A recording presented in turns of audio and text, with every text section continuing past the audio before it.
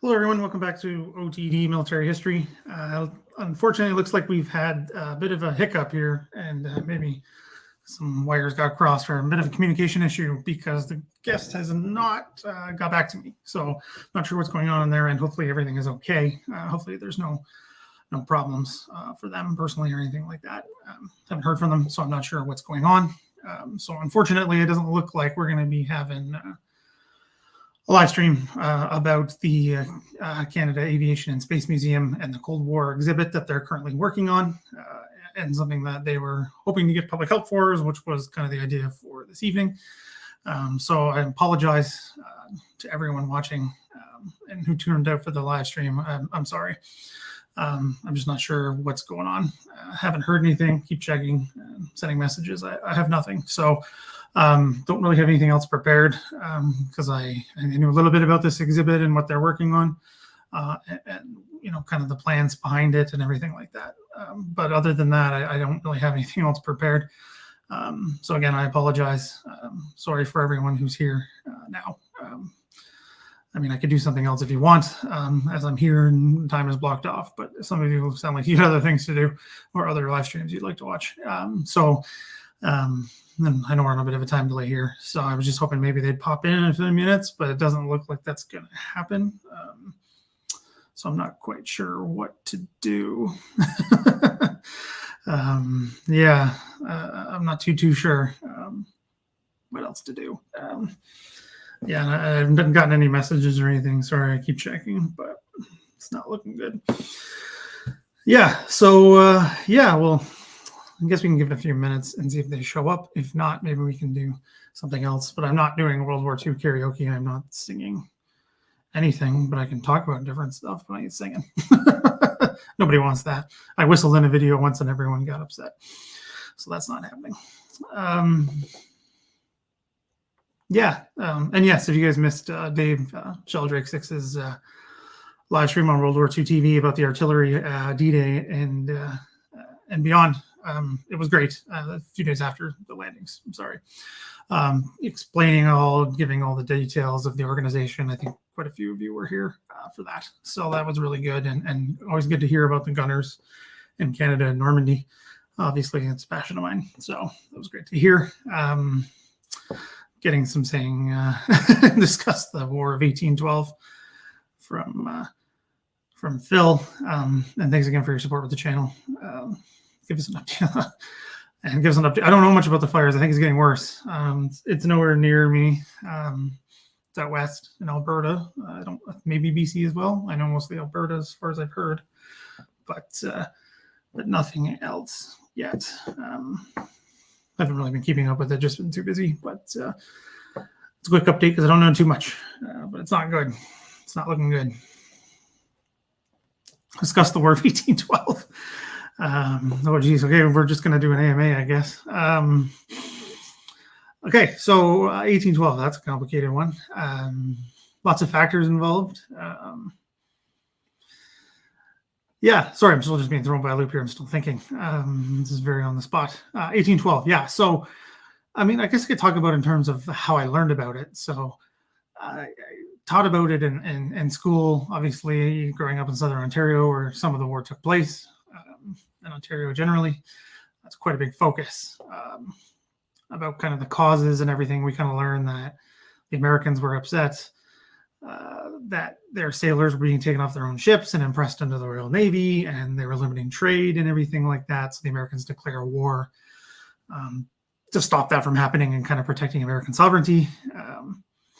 So on that note, I've learned that that's not exactly the case. There's obviously a desire in the United States to expand into Canada. That is very much known. It seems that it's called a war hawk party. They want to have war with Britain and take part of Canada, or what is Canada at the time, Upper and Lower Canada, now today Ontario and Quebec, and other parts of it. But those seem to be the main focus at the time, especially with the invasions. So we learned that that's not quite the case. So that's just not true. There's a few pivotal battles, particularly in the Niagara Peninsula, Those are pretty important in terms of stymieing the American invasions. One particularly as well in Quebec slows it down. The British and combined indigenous forces take Detroit, but eventually give it up because of the Battle of Lake Erie, which I've had Beyond the Breakers, the podcast, on to discuss that battle, which is fascinating, which changed the land campaign, all that stuff. So there's that. And again, this is very quick. But yeah, and then it kind of bogs down into a stalemate. Not much changes in terms of anything on the front lines. There's a few American occupation parts of Upper Canada, some skirmishes, that nature. But it's not a full-blown war. And then, of course, you have the Peninsula Campaign, where Britain lands outside DC and burns major public buildings, which, as far as I can tell, the Canadians are not involved. Yeah. Sorry, I'm just getting a message about the possibility of where our guest is. But yeah, I can keep doing that while I'm typing. So yeah, so 1812. So they burn the White House, well, singe it, kind of. It does need to be rebuilt, and that's why it gets painted white and gets called the White House, that kind of thing. There's fighting in the Chesapeake and all of that. Then famously, of course, at New Orleans, right, by Jackson making his name, and then kind of enshrined forever by Johnny Horton with his song about it. So again, that's really brief, very quick. It's an interesting conflict. I hope to do more with it in the future. I'm just not sure how popular it is, if I'm being completely honest. Sorry, 1 second, everybody.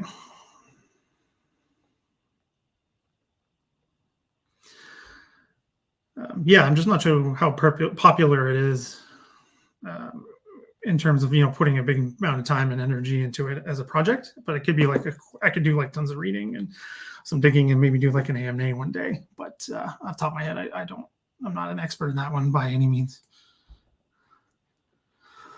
Oh, the fires, I did that. Only if the gunners could hear you. Yeah. Discussing one of the gunners at the beginning of Dave's show, asking, sorry, but one of the gunners and having hearing difficulties, which is not shocking. So what units are involved in the Aleutian campaign? So it's very limited. It's one brigade, particularly from those in the West Coast Division. Sorry, I'm just going to double check something. I got the wrong number. I can't remember. It's Rocky Mountain Rangers is one of them. The Reconsolidated Winnipeg Grenadiers is another. Oh, what are the rest? Sorry. Canadian Fusiliers, right. That is now perpetuated by the Royal Canadian Regiment, which I should have known off the top of my head, and the Regiment of Hull, along with the St. John Fusiliers as the heavy machine gun unit, and then 24th Field and the 46th Light Infantry. Yeah, so it looks like that stays this. Oh, sorry, no, 24th Field, and then it's the same. Just double checking the order of battle. So it's minimal, right? Talked about. I just did recorded a podcast for the Pacific War Channel on YouTube. So that's something we discussed. So I look forward to that. But that's the infantry element there. So that's it. But yes, hold on here. Pilots too. Yeah, there's P-40s involved. RCAF squadrons are involved, particularly in the run up to the attack on Kiska, or the supposed attack on Kiska, or the planned attack on Kiska. Sorry, just double checking again. It sounds like we can't get a hold of her, so hopefully everything is okay. More concerned about her being okay with our guest Aaron tonight than anything else. So that's unfortunate, and hopefully everything is okay, and there's just some sort of communication mix-up or something. Sorry if I'm a bit scatterbrained here, but so the questions flying in, and of course I can't not answer them. So yes, there are P-40s, Royal Canadian Air Force squadrons are involved and pummeling the Japanese positions on Kiska, the ones that can see, the dug-in guns, machine gun posts, anything like that they can that they can see from the reconnaissance, because again, that island is socked in by fog and terrible conditions, so it's not easy to get to, even when someone's not trying to stop you because of a war. So it's very difficult. And I mean, it's famously evacuated before the Canadians and Americans get there. They slip through in the fog, right? So it's just a crazy place to fight. And Royal Canadian Navy is involved in a little bit. But the RCAF and the Army are the biggest parts of that. So yeah. So it's an interesting one. I did a video on it a while back. I had to take it down just because of some issues with the monetization and YouTube and all that stuff. So hopefully I can get to it again at some point. We'll see. We shall see. So I got that. Yeah, hopefully everything's okay with the fires by then. I don't know. It seems to happen earlier and earlier every year, which is very concerning and not good. Because it's not new, but it's getting worse. And the amount is so much worse than it used to be. Dew Line project. I think you're talking about the one I was doing at the Canadian War Museum, right? Scott, if I'm not mistaken. I think that's the one you were talking about. I've done my part. I submitted the report a couple of months ago of doing as much photo research as I could do on the Dew Line. And I just did a little bit now for the Air Force proper again with Mike Bechtold. We're working on stuff. So it's really becoming an interest of mine, kind of inadvertently. Never really planned it that way. It's such an interesting development. It's an interesting cooperation between Canada and the United States. Like it's a massive project, like they had done massive projects before with the Alaska Highway and the pipelines, the Camel pipelines, and the Northwest Staging Route, and all those other things that they had done in the Arctic during the war. So the Dew Line is really interesting because they start that in the early 50s, and it's in very remote conditions, very difficult to get to. They have to do everything literally from scratch. They go to these islands. They literally have to blow rocks to have a spot so they can even put a landing craft down to even get bulldozers and cranes in there in the first place. Like it's crazy. There's photos of them blowing ice with explosives, and it's very 50s in the way they were doing things. And it's really interesting. And I hope the research I've been doing, not in a selfish way, but I found some really cool stuff, and I hope they use it in the exhibit. I'm not involved in the final planning or anything like that, but it's really interesting. The things I was able to find and the way they were doing this stuff and how quickly some of it got up and the difficult conditions they dealt with. And then when they took it all down, they had to take it all down and do environmental cleanups because they used asbestos and other chemicals and toxins and all that stuff. It was a massive project to put up, and it was a massive project to take down. It's been since replaced, right, by a new system. But the same principle is just not the same. It's new technology, can be done in less locations. Anything like that. So I've learned a lot about the Dew Line and all the things that it took to get that thing running and keep it running, going on for decades. And there's some great oral history in there about it. And some people have been doing some great work with it. So hopefully it does well for the exhibit, which I'm excited for because I've been working on that one for a while and different capacities. So it was really, really interesting to learn about the Dew Line, and hopefully maybe that's something I can do in the future, because I know you used to tell me a lot of stuff, Scott, but then that's when life started to get a little crazy on me. And things got busy, so I never really got to do much with it, unfortunately, and other things came up in other projects. So it is something really interesting to look at.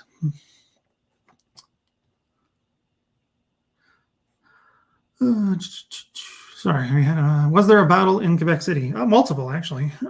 So the biggest one everyone is pretty much aware of in Canada is Battle of the Plains of Abraham in 1759. Which sees the city get taken by the British. It falls to Wolfe's forces. Wolfe is killed in the battle, famously, and so is Montcalm, the French commander. So they're both killed, both commemorated on the same memorial now. It's at Quebec City there, overlooking the river. It's probably one of the few where the winner and the loser are commemorated together. Obviously, the Canadian situation that developed in the intervening years afterward plays into that, but it's really interesting. One I'd like to do, it's pretty far from Ottawa, but it's not too far. It's a couple hours, 4 or 5 hours away, I think. I'd love to get there around the time of the anniversary. That would be cool, and take some footage and do something with it. That would be cool. But again, I don't know what the future brings or holds for me in the next little while. I'm still waiting on a bunch of things to figure itself out, and then maybe I can get going with that. So yes, and then the Americans famously invade as well at the beginning of the Revolution in 1775. They do try to get into the city. It doesn't go well. all kinds of reasons, weather, resistance from British forces and local militia. Commander gets killed. Montgomery, I believe, gets killed. And the force basically has to fall back to Montreal, which was taken without a shot. So it's several battles there. And oh yes, and I forgot another battle. Afterwards, in 1760, the French come back and try to take back Quebec City and cause a British defeat on the field. They force them from the field, and they run behind the walls just like the French had done before. However, the Royal Navy comes and reinforces them. So the French know it's over, so they pull up and leave. So those are the big three. What is the most interesting to me is Place of Abraham's a national park, run by the National Park Services and all that stuff. But the battlefield doesn't look the same as it did in 1759. It was changed at the time of the American Revolution, where they dug in better earthworks to help defend the city, because the old walls are still there. It's one of the few walled cities, or the only fully part or still has its original walls or something like that. I've looked at quite a few files of them, just inadvertently, things come up in research of them, fixing them up over the years and things like that. I don't know if it's the only walled city or the last walled city or the biggest walls or something like that. Something to do only with the walls in Quebec City. They're still there. They're really cool. Really stick out. You can see them no problem. It's really cool. But the battlefield has changed than it was on that day in the famous clash between Wolfe and Montcalm. So they put in a ton of earthworks to make the city more easily defendable as it was at its current state. So you don't really get a feel completely for what it looks like. I mean, the spot that is, historically marked as where Wolfe dies on the field is now a roundabout for a parking lot. So and then that memorial has been replaced 3 times. Once they just replaced it because it was old. Once it got blown up by the FLQ and they replaced it with a new one. And something else happened with it. They made it bigger or something. I don't remember off the top of my head. I did a OTD post about that a long time ago, years ago when I first started the account. So again, it's another fascinating part that's got all these facets. I mean, the military history of Quebec City is fascinating. Military history is why the city exists, right? French presence in North America, the first major settlement on the St. Lawrence. And obviously has to do with how Canada has developed since then. So it's a fascinating one. I'd love to get there. And again, I've been there multiple times, but I've never been around the time of the anniversary of the battle in September. So that would be cool to do if that's something I'm able to do. But yes, lots of fighting going on outside Quebec City.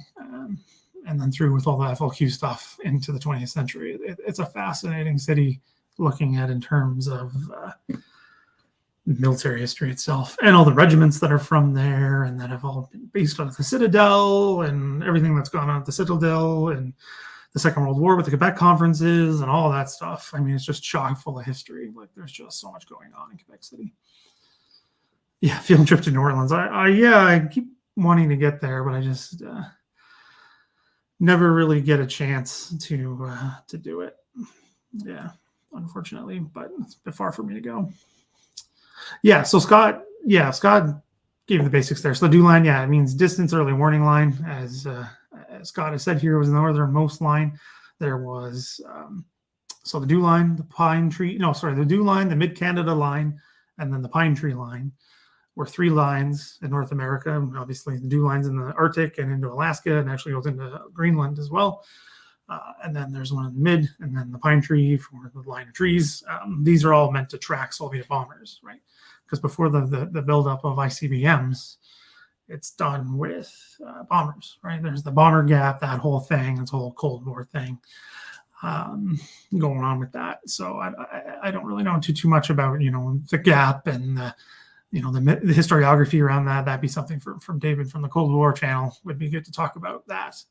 But it's really, really interesting in terms of what all went into it and how it, what it was meant to do and how it functioned and what other roles it played. And it wasn't just only about, stopping Soviet bombers or detecting Soviet bombers in the long run. It's about getting, Canadian presence in the Arctic and that whole thing around sovereignty and all that. There's all kinds of stuff spurting off from it. But yeah, its initial was an American-Canadian project to get basically a picket line, old school picket line for, stopping seeing an enemy force coming or, getting intel before they hit your main line. That was the idea. So they could scramble fighters and hopefully take them out. And then that's connected to the whole Arrow thing and the Canuck and all this other stuff. I mean, it's kind of fitting for Cold War the talk we're supposed to have, but yeah.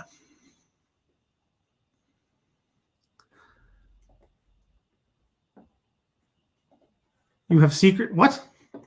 Seriously? Okay, I need to. Okay, well, the Dune line wasn't in Northern on. Oh no, it wasn't. Or was it? No, it was further up. Anyway, I don't care which line it is. It doesn't even matter. I would love to see that. Yeah, that'd be cool. I've seen some footage of it, like when it was done, a couple stations, to the untrained eye, which I was. They all look the same because that's kind of literally the point, right? They're all radar stations and communications, and then they all have to communicate with each other. I mean, there's geographical differences, but I think it's pretty cool, and I just love that old 8mm film. I know, obviously, loving history and historical footage, of course, but it's just so cool to see it and just to get a sense of that time and everything. It's stuff that we don't get to see, right, from those time periods, which was awesome. If you have it, if you can share that, if it's digitized, it's like a historian's dream right there.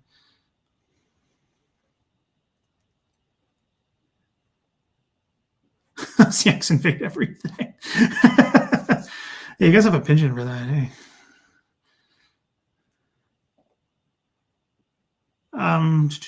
Yeah, sorry for anyone coming in late. Just guess we're having some communication issues. We're not sure what's going on. Hopefully they're okay, and we're worried about air and in terms of everything else, not the show. And we're just kind of impromptu we're doing a chat because why not? A bunch of people are here and they're not leaving, so I will stick around and chat if you guys want. But yeah, sorry. Hopefully we can reschedule it because it is an interesting project. Now, again, like I said off the top, just real quick, I know a little bit about it and what they're trying to do. They want to get photos from anyone who has a connection from the RCAF or any of those bases in the Cold War period and get those involved into the exhibit. So they need some help kind of spreading the word. So that's kind of what we were hoping to do. And hopefully we can do that in the future. So the radio outpost on the Canadian coast. So technically it was in Labrador, which was not part of Canada yet. And it was a weather station. It's actually sitting in the Canadian War Museum right this minute. I have a video of it on the channel if you want to look at it. It's not very interesting. It stopped working almost immediately. Just a weather station to report on North American weather patterns to help the Navy, the Kriegsmarine and the Luftwaffe, all that stuff. But it stops working after a couple of weeks and is forgotten about until a German researcher, I think, worked on it in Germany or knew of someone who did. Or anyway, the War Museum talks about it. Because they have it, and then he contacted the Canadian government. No, I think maybe it doesn't matter. He contacted somebody and goes, "Do you guys know about this?" And they go, "What are you talking about?" And then they go and take it and get it out of there, and now it's on display in the War Museum. It's pretty cool. They've kind of touched it up because it took a beating sitting there for a couple of decades. In that subarctic conditions is not the best for metal. So it's painted up to look like it was at the time. So it's pretty cool. And it's called Kurt. I can't remember why, but it's called Kurt. Like a lot of German things. Yeah, I mean, a tour would be cool. Obviously, I'd love to do more tours. I don't know about all the logistics of that and all the timing and everything. But yeah, if there is an interest for it, I would love to do something like that. But we can maybe put a pin on that or let people marinate on that one and think about it. Because yeah, I'd love to do tours again. I get leading the tour bug, shockingly enough. I know. Yes, Pat. I just mentioned. Yeah, we had some issues, so hopefully got off the top of the message there. So we're just kind of chatting. Yes, they did. It's not the greatest song. It's not their best, but it's pretty cool.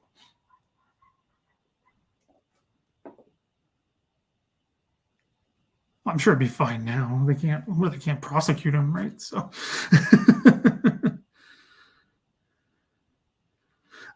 Yeah, so sorry, I just keep checking up on the emails, just make sure someone's okay, so I haven't heard anything. So hopefully we can reschedule. But yeah, that'd be cool. I'd love to see that. But I'm not sure. I'm sure it's fine. There's stuff in the National Archives that are not. Well, some of it was official, some of it wasn't. It's fine. There's all kinds of photos that were not official and nobody got in trouble. So I don't see how it could be a problem. Yes, it was. And it was actually, it's funny, yeah. Yeah, so thanks for bringing that up, Scott, because it's an American base, right? The American base there it was part of the DEW line. So because the conditions are so difficult and getting up there was not easy, particularly at the beginning. you didn't have the things, like the flying boxcar and, moving to the 1C30s and all these big rugged planes. It was much harder to get stuff, right? You're relying on Dakotas and all these older things. So it was easier to go to bring supplies to Greenland and then bring them across into Canada from the US or from wherever. It was easier to do it that way in some cases with supply ships after the ice breaks up and the icebreakers get involved. That's talking about blowing the ice and seeing the pictures of them blowing the ice and all that stuff. So it's all part and parcel of that. It's such a fascinating story because again, the cooperation obviously gets me really interested because a lot of you guys are Americans, so I love talking about this and how we've worked together multiple times on these massive projects. And then the people in Greenland, the Danish government, and them getting somewhat of an autonomous government in Greenland, as far as I'm aware. So it's really, really interesting on how this all comes together. It's all because of the Second World War, and then obviously it goes into the Cold War period. So it's really cool.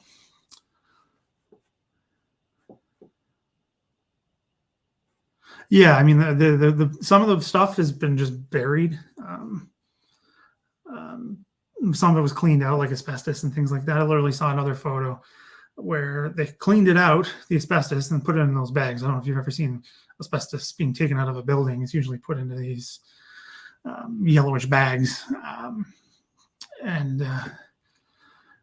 What they did is they just put it all at the bottom of this hill, kind of like a rocky. If you've seen lots of photos of the Arctic, there's big rocks and it's, kind of looks like a moonscape. But what they did is they blew the hill on top of the asbestos and just left it. So instead of digging and just filling in a hole, they just kind of blew the hill on top of it and just kind of left it. Right, as long as it's not disturbed, it's okay because asbestos is natural, but obviously not good for humans. So that's, as far as I know, it's still there. But they had to clean all this out and all the other toxins, and some of them were just really bad. So it's tons of stuff up there, and some of them are next to the new line. What is it then? I forget the NSW line is the new one that's still operational, and some of those old sites are right there. So I don't think they want people poking around. Yeah, I'm sure the machinery in it is really cool. But yeah. Oh, and also yes. Yeah, we can figure that out, Judith. You have my email and I have yours, so we can figure something out for sure. Yeah, you can talk about the great footage of the after.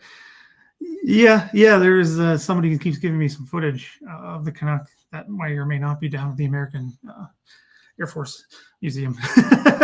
I was testing something because I was having some issues with YouTube and some monetization problems for a few other shorts. So I want to see if it was military related or whatever. So I just thought that'd be good because Scott did such a good job of filming it in vertical for me, which is one of the formats that YouTube uses for the shorts. So I was just testing it again because I realized I hadn't actually made a short just of that Canuck, and it's just Scott did a good job with filming, and it's just really well done. It's redone in a kit from RCAF from Squadron from the 50s. Can't remember the squadron off the top of my head, but it's just really cool. So again, it was just a test, but I'm glad and people seem to like it. The numbers did pretty good. So that's always awesome to see. So that's cool. So thanks again, Scott. Yeah, because if you ever go back, please get more. Where I'd love to go down, but again, timing. Right, timing is always my biggest problem. And you are welcome, Phil, for answering. Probably about the dew line, I imagine.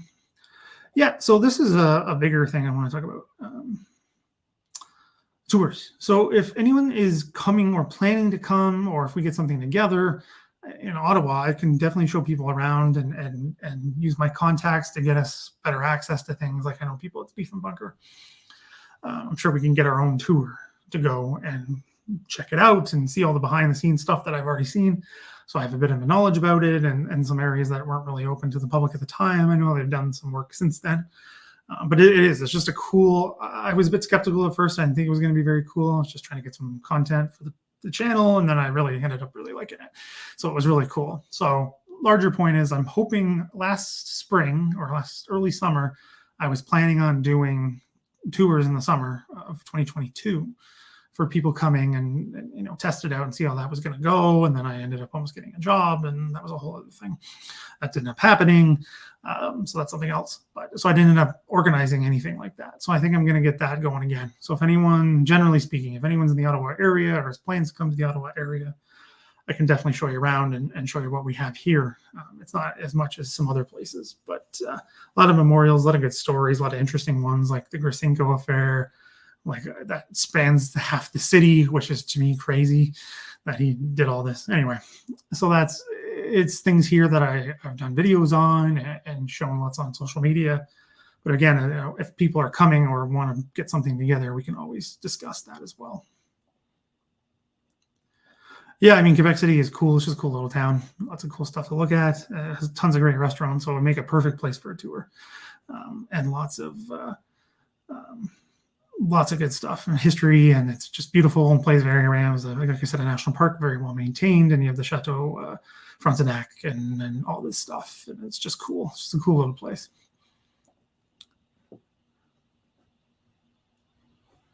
Didn't the snow trains? Not as far as I know. I didn't think they went that far as I'm aware, because it's pretty far up there. Most of they had to be supplied by air mostly. They all had an airstrip. Like that's what I mean. They were kind of cookie cutter in that way. They had to have water, place to put oil and fuel and things like that, an area for an airstrip, and lots of room for the radar. And then the tropospheric antennas and all that stuff. So they had to have like a few criteria, or they had criterion that they had to fill, and most of them look pretty much the same. Actually built like a module that the thing would sit on top of, and that's where they live and work, and then you'd have the radar and all that stuff. So it was yeah, it's a really cool project. But sorry, I just saw Phil's comment of that's a bad way of dealing with asbestos. I thought I was you know, going crazy, but no, that's how they did it. It's crazy. Yeah, maybe you do, Scott, and can send you places. I got my man on location. You travel a lot for work, right? Your conferences and everything. You can get footage for me. No, I'm just kidding. So what is the defenbunker? That's a very good question, Phil. So Cold War, right? Tensions are rising with the Soviet Union. Canada is going to potentially be in the middle of a conflict, right? Because again, this is why the New Line existed, and the concerns of you know, the bombers coming over and all that stuff. So Canada would have been in the middle between the Soviet Union and the United States. So the Canadian government didn't really have facilities to hold in itself if, say, a nuclear war broke out. So what happened under Prime Minister Diefenbaker, the same guy who gets blamed for canceling the euro, even though it's not entirely his fault. It's more complicated than that. I know, typical historian answer. It's more complicated. But anyway, same guy, same Prime Minister. So out in what is called carp, yes, it's called carp like the fish. What they did is they built a bunker, dug down into the, you know, the shield that we have here, the Canadian shield, because it starts around the Ottawa area and the hard rock and everything. And that was the idea. If they knew a war was coming, they would get anyone and everyone they could in the Canadian government to go to this bunker and run the government out of there. That was the thinking. Famously, it had a vault to hold in Canada any gold reserves they could get out in time, money, anything like that. It was stationed 24/7. People did tours there. They weren't really supposed to talk about it. It closed in the 90s or late 90s, as far as I'm aware. Again, I don't remember off the top of my head. Yeah, so it had facilities for everything, like decontamination. Like literally, that's how you do the tour. You go through where they would have come through in this blast tunnel, which is really cool. I took some footage of that. I think it's on the channel as a short.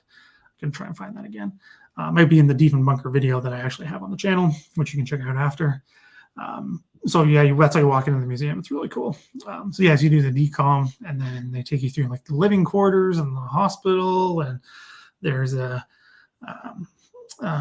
like a mess, and there's PX, CanX. It's really cool, and it's just very much a snapshot of the time period because they're trying to restore it to what it looked like. Obviously, it was never used. because it never came to nuclear war. But I don't think it would have worked anyway, because Carp has grown a little bit. It's like a part of Ottawa technically, but it's like not a suburb, because it's not really a suburb, because we don't really do that in Canada in that way. Not in Ontario anyway. It's literally part of the city of Ottawa. So now the city has crept pretty much right up to it. But where it is, it's right there. Like, it's pretty easy to find nowadays. It was just off the main road. It wasn't very isolated at the time. And when you look at the construction, you stop and think about it, because they have photos of the construction of it in the museum and part of the exhibits. At some point, you can see this wall that's not very thick and concrete. That's it would have been protecting the people in there. It's only a couple feet thick, if that. So I don't think that would have stopped some, hydrogen bomb, a few feet of dirt and some concrete. So probably wouldn't even have worked, given what we know now. Obviously, they didn't know that at the time, but it was an attempt to do something to keep the Canadian government functioning in some way, shape, or form. Yeah, like there was this setup for like the prime minister and the cabinet, and having cabinet. There's a boardroom in there, and it's pretty cool. I don't know. They have their own museum. Like, it's a separate museum, part of the city of Ottawa.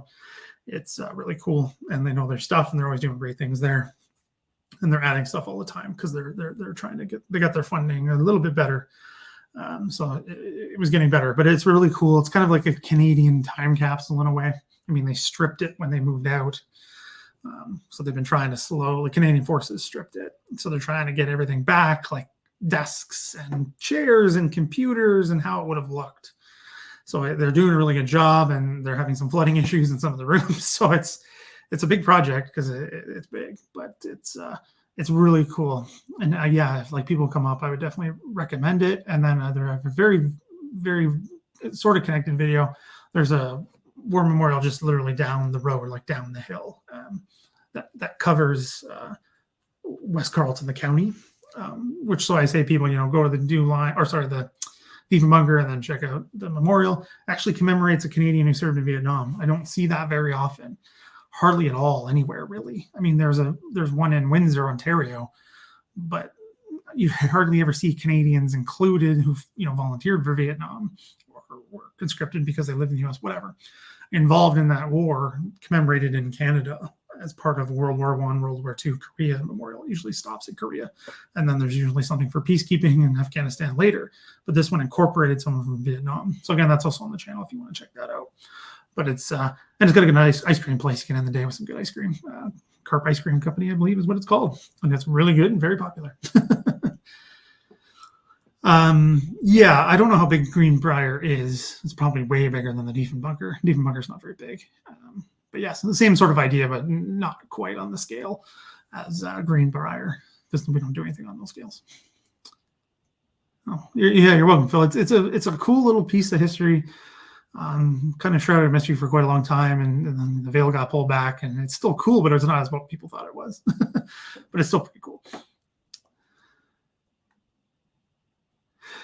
Yeah, that's a good point, GD. That's a really, really good point, because it's true. Yeah, like I read lots of oral histories when doing the project with the War Museum, and a good number of them were our vets from the Second World War who had been out, worked as private contractors for, I think Scott mentioned Bell. If I'm looking, Bell was part of it, and they were learning it more. They went back to school to learn more of it, and radar and things like that. So some of them rejoined the RCAF or joined up to the RCAF after being in the Army, all that kind of stuff. So radar was a big thing for Canada in the war. Technicians were sent all over the place, train in Canada, train others, Australia, one of them. But yeah, there was a lot of knowledge on how to do that at the time, and they held on to it, luckily, because they obviously needed it to run those three major lines and everything. So yeah, that's a really good point. And why they were able to do it the way they did is because of that. Yes, bedroom community. I guess that's the term I was looking for. Yeah, it's a tiny little farming village, like tiny, like a crossroads. It's big now. It's massive houses and subdivisions are going in there, and it's very much changing now, like a lot of things in the west end of Ottawa, Canada, all that fun stuff. But it's definitely worth checking out if you're ever here. Yes, Bell. Yeah, that's the one you sent me, Scott. Right, the Bell one. Yeah, yeah. So it's a cool little film from what I remember, and kind of just explaining what they were doing without giving too much away. Yeah, I know it's an escarpment, but they could have just dropped another one. You know what I mean? Because I think they knew where it was. If I'm not mistaken, I'm pretty sure the Soviets knew where it was. It could be wrong, but I don't think so. Because what is sad / funny is when they were building it, right? This massive public secret. A reporter, I don't know if he was local or not, hired a local guy with a plane, and they flew over the site, and they published the photos in the newspaper. So I think they could have found out about that pretty quick. I mean, it was like one of those worst kept secrets. Like people knew like who worked there, what the procedures were. Like they were supposed to get dropped off by their families, and the family was supposed to leave. If there was nuclear war, they were supposed to get dropped off or get to the train station, leave their family behind, and go into the bunker. So like people knew what was going on. So it may have helped, but I mean the effects of those bombs from the ICBMs, they could have plastered that place, no problem. Yeah, we have an interesting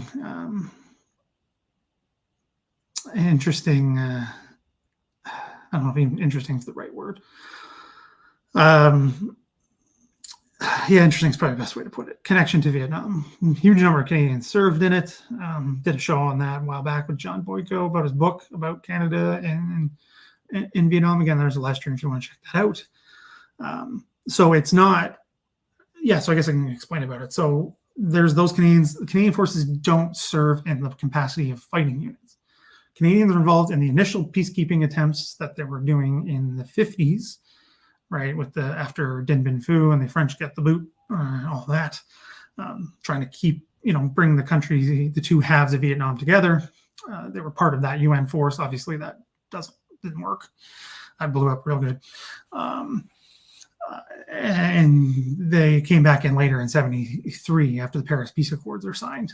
They're part of that. So that's the military involvement, but lots of Canadians crossed the border, Buffalo, Windsor. That's why it's in Windsor, because a lot of them went to Detroit. So a lot of them served in the American forces for Vietnam. And some who have been living in the United States for a fair number of years got conscripted. Read a couple stories of that just because they were registered as 18 years old, so they were forced to go. So a good chunk of them. Obviously, we know about the war resistors or draft dodgers or whatever you want to call them. A huge number come to Canada. Good number went back. Tons stayed. Lots. Like, I mean, it has an impact. You can, what you believe on it, like if it's right or wrong, it has an impact on Canada. So, like tons of academics came for that. Like there's been some funny stories and not so funny. Like I think I've talked about this before, but a prof, he's at U of T. I think he's retired now, but he's American. Came up to Dodgers draft, stays, and goes back because they got all the draft Dodgers got pardoned by Carter, right? So they could come back home. So he didn't. He just stays in Canada because he got a job and family and all that good stuff. He goes back for a vacation or to visit family or something in the U.S. They get him on tax evasion because you're, as an American, right, you're supposed to pay taxes no matter where you're working. And they got him. I don't know how it ended up. I don't know if it was ever even resolved. But I mean, it's just things like that and how this war has an impact on Canada and those who become Canadians. But yeah, massive change. I mean, what's his name? William Gibson, who wrote a huge number of influential sci-fi books as a draft dodger and resistor, whatever term you want to use. But no Canadian units fight in Vietnam. It's not from, the Americans trying to get Canadians to fight. I mean, there's a somewhat apocryphal story. I don't know if it's true, of Johnson lifting up Pearson after he kind of gave a speech denouncing the bombing campaigns. Things about pissing on my rug and that kind of thing. It's a fascinating area that I don't know anyone who's really digging into it yet, because I know it's so fresh for some people. I think we're going to need a little bit more time to kind of get those necessary deep dives into this stuff and the impacts and everything becoming released. And I mean, Canada had a huge arms industry at the time and was supplying the Americans napalm and other munitions and weapons and all kinds of other stuff. Was a massive impact on the Canadian economy at the time. So it's complicated, but so Canada's not directly involved in Vietnam in that sense, but they are. Yeah, I don't know. I don't think it's apocryphal either, GD. I just can't remember off the top of my head. Like sometimes the details, get misremembered or strained, I guess is what I was trying to say. It's not really a word for that. What happened, how it happened, does Johnson really say those things? I mean, it was probably worse than piss on my rug because that guy could swear up a blue streak. But I mean, in that sense, we don't really have an English word for that. Misremembered. That doesn't sound so good. Apocryphal sounds better.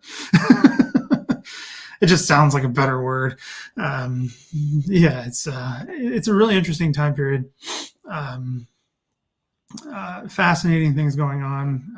Obviously, things that are happening in the United States is having an impact in Canada.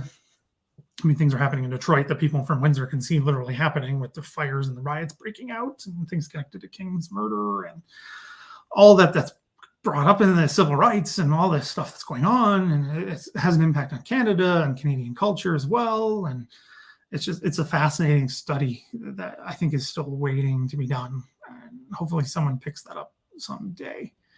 But it's a fascinating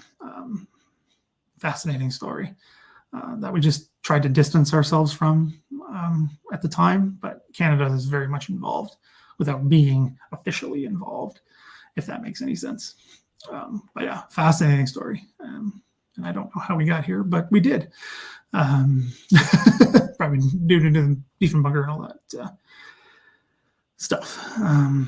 Yeah, I mean, you can have your whole opinions on it, and it's just a lot going on. A lot of small mistakes led to big mistakes and misunderstandings, and getting into it and all that stuff. I mean, I've done some work on it a little bit because one of my PhD fields was American foreign policy, so obviously Vietnam's going to come up a lot. So I read all the the influential ground foundational studies of the Vietnam era, and the writing that McNamara had done and others had done, and the top U.S. historians on this stuff. It's been years, and I don't really remember the finer details and all that stuff. But it's a fascinating time period for me. I think that looking at it from a North American perspective would be a fascinating study, and I hope some graduate student somewhere is working on that. Maybe I can find them at a conference or something. But it's such a fascinating area. There's shared stories. I mean, people's families result from that war. I mean, we took in Vietnamese or people from Laos, and Cambodia came to Canada, just like they did to the U.S., which has had a massive impact on Canadian culture and demographics and identity.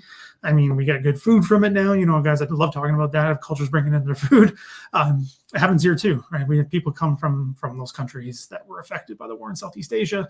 They come here. Good chunk of them are actually settled in Ottawa.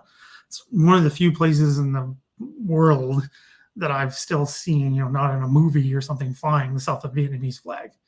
And what is called Chinatown in Ottawa, even though it's massively Vietnamese as well, there's like statues and all this stuff, and it's very much remembered here of South Vietnam and what it was. I mean, it's probably a rosy view of what it was, but after what happened in '75, I think that's perfectly understandable why people would think that.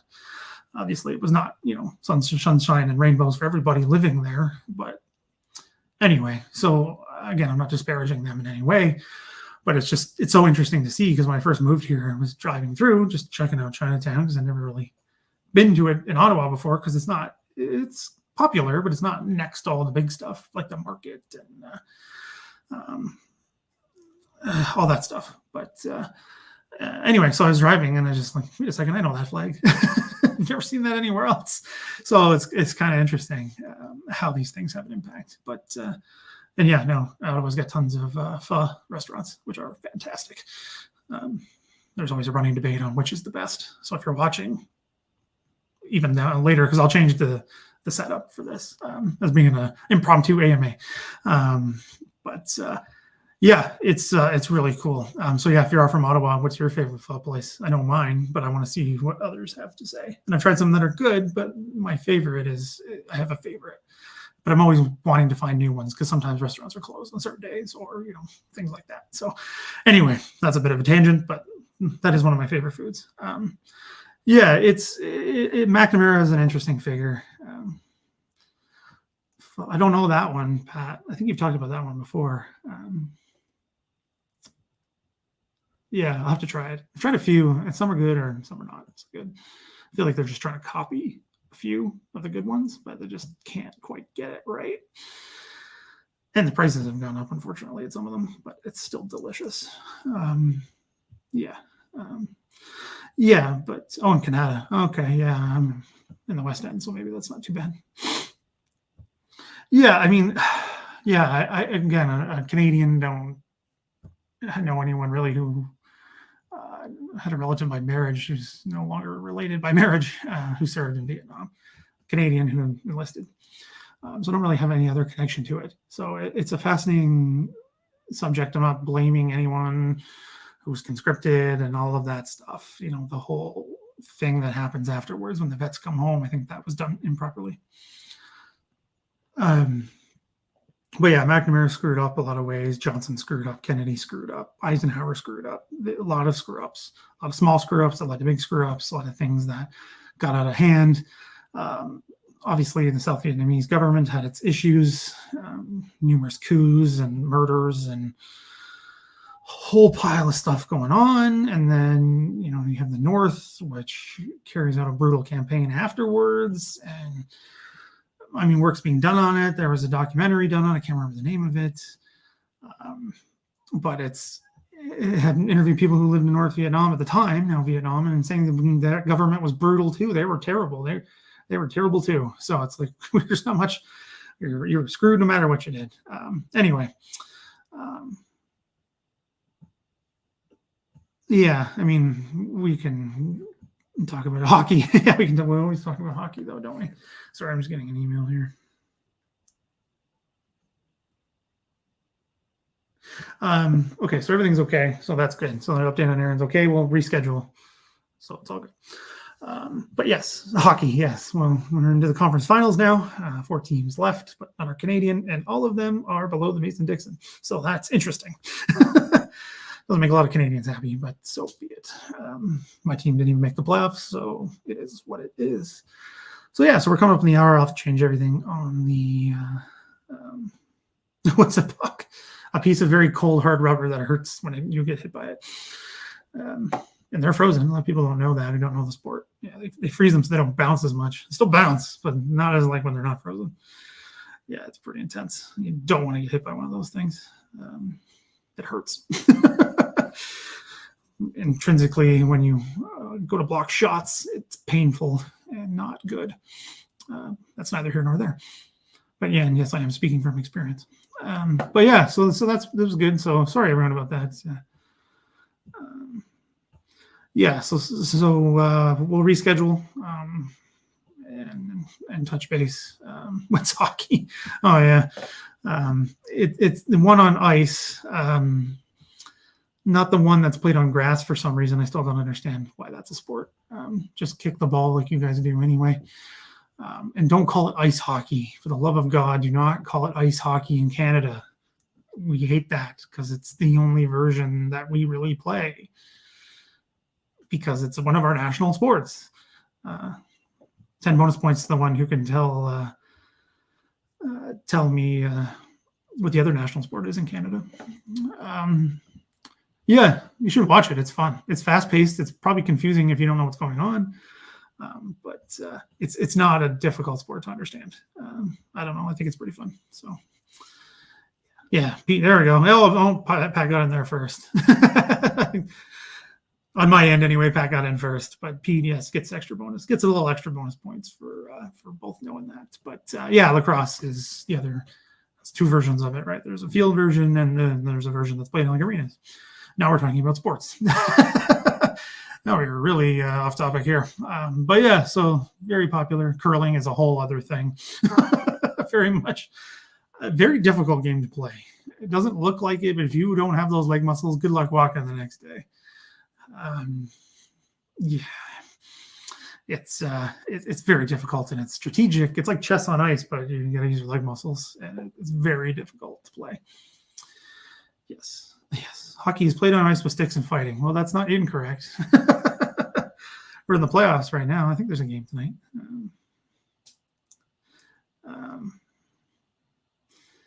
Yeah. So it's not really field hockey's not a thing here, and that's what we call it. Because I mean, it's a thing, but it's not like ice hockey, or we just call it hockey.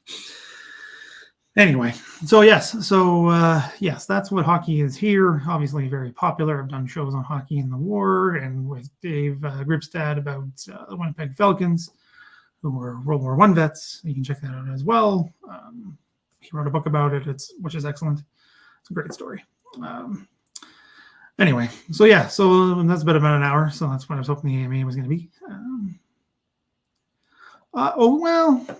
Technically there are more pads, sort of. Well, there's elbow pads and there's gloves and things like that.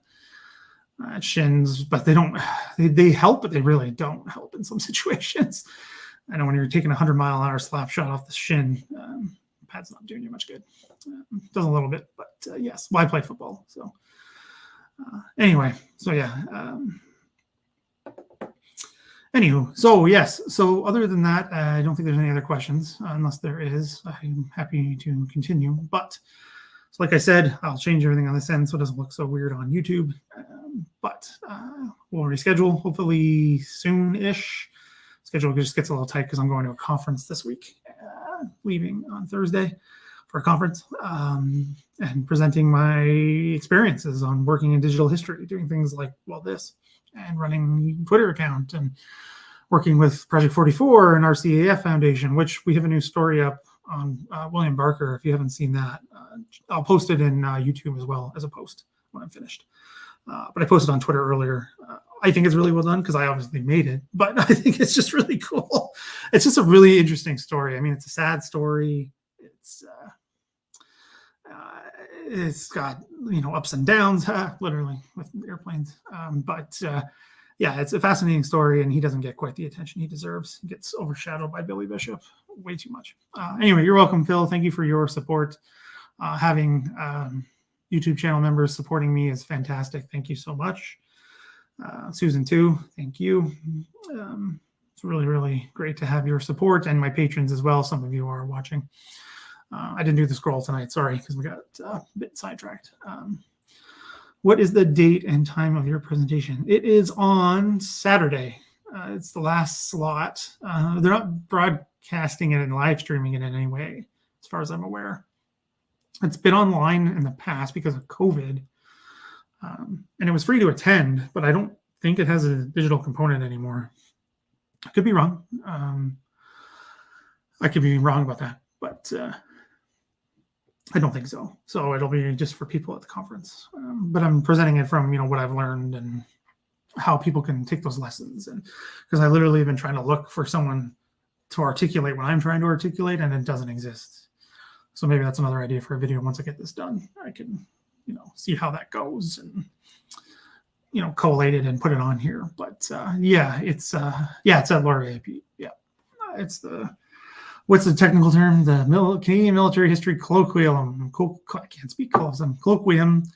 It's at Wilfrid Laurier University at the, what is it now called? The Study of Canada Center.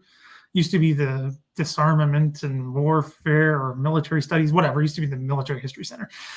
They changed it to Canada now with the KIP conference. So yeah, I'll be there Thursday night, getting in late-ish, 8:30 or something.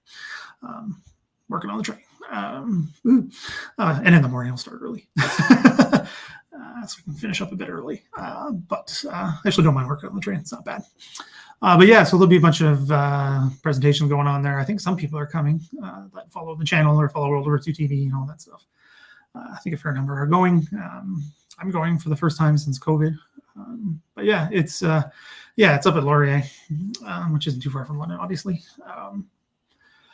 On Saturday. But I'm the last slot. I'm the last presentation. I'm in the last panel in the last slot, but there's only 2 of us. So I guess we'll have more time to cover. And I think mine's going to have more of an interactive feel because obviously I have experience doing that with this. Anyway, so yes, I want to thank my patrons again. If you'd like to support the work I do, and it's not just AMAs all the time, I promise. I've just been busy with other work, and I want to get back into more videos. I have one I'm working on. I think I mentioned this before, on funding for the war, Second World War. Sorry, American, Canadian funding of Britain, and how that plays into British gold reserves and Lend-Lease, and what's going on in the Soviet Union. I'm still trying to nail that down, but it's a fascinating story that's got multifacets. I'm just trying not to throw much at it at once. So we'll see how it's going to work. I'm just waiting for this basically conference to end for finishing that up. I have a plan. I found a really cool account of a Canadian landing in the first Azars, obviously, I've worked on in the past. Scott and a bunch of you already know that. But his actual account of a tank commander landing on Juno Beach, he's only there for a short period, but it's a wild story. And I'm not going to say anymore, but it's a wild story, and I really want to get that out before D-Day, the anniversary of D-Day. We will see.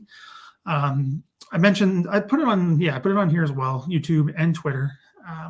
I would love to do a massive series on Canada and Normandy. I think, well, you're just going to have to wait then, Pat.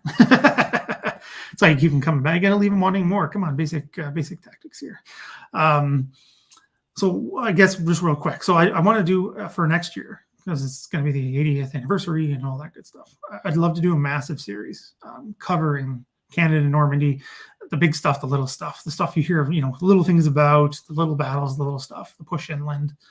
Get as much of that covered as possible. Love to do that. However, it's going to take a lot of time and a lot of effort. So I need help.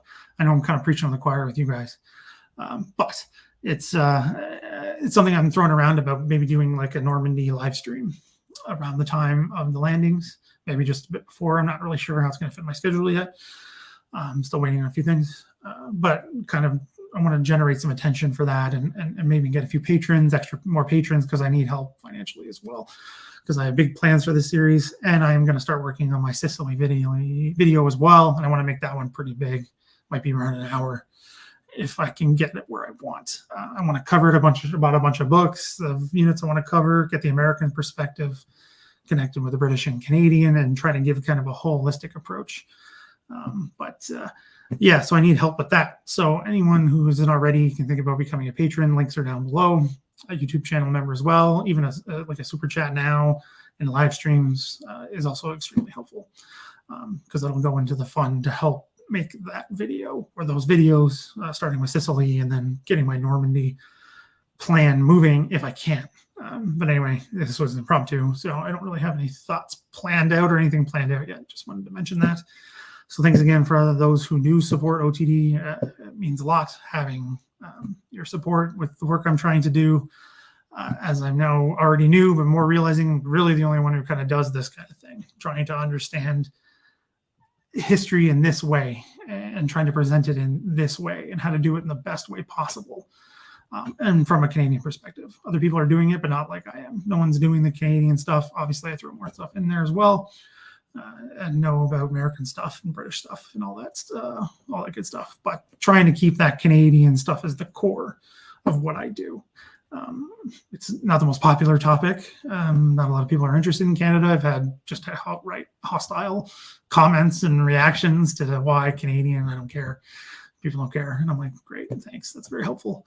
But that kind of thing. So it's an uphill climb, that's for sure. And it's doing better, and the channel's doing better. And the Twitter account is almost at 10K, which is in followers, which is awesome.